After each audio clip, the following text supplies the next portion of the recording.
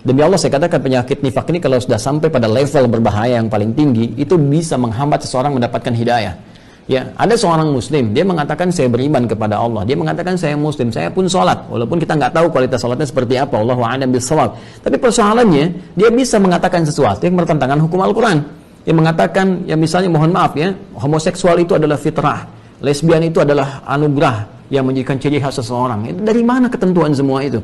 Yang paling berbahaya adalah teman-teman sekalian, ketika misalnya pelaku homoseksual mau tobat, lesbian mau tobat, transgender mau tobat, dia katakan, nggak apa-apa, ini kan fitrah yang melekat pada dirimu. Ini yang paling bahaya.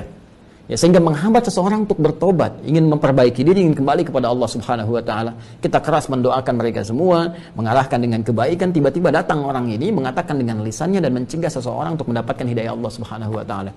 Bahkan ada orang yang tadinya kufur, dia belum beriman, dia mau beriman, tiba-tiba datang semua agama sama. Akhirnya dia bertahan dengan kepercayaan dia sampai dengan wafat. Ini yang bahaya.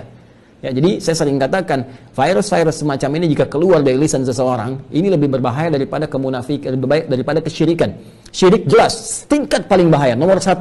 Yang disebutkan dalam agama, bahwa tidak akan pernah mendapatkan rahmat Allah kalau dia wafat dalam keadaan syirik. Rahmat yang dimasukkan adalah surga, mustahil orang yang wafat dalam keadaan syirik mendapatkan rahmat Allah Subhanahu wa taala. Tapi kalau dia masih hidup, kemudian ada kesempatan bertobat dan dia tobat, dia bisa berpeluang mendapatkan rahmat Allah Subhanahu wa taala. Nah, syirik masih punya peluang sepanjang hidup ya untuk berusaha meninggalkannya dan kembali kepada Allah, tobat. Ya seperti orang jahiliyah dulu menduakan Allah, bahkan membanyakkan Tuhan, mereka syirik. Kemudian mereka beriman kepada Allah, meninggalkan perbuatan itu, hasuna islamuhum, baik keislaman mereka, bahkan di antara mereka ada yang masuk surga tanpa hisab di lisan Nabi sallallahu alaihi wasallam. Ya, tapi orang-orang ini dengan tipikal-tipikal ajaran mereka, perbuatan mereka, ucapan-ucapan mereka, itu bisa menghambat orang lain dapat hidayah.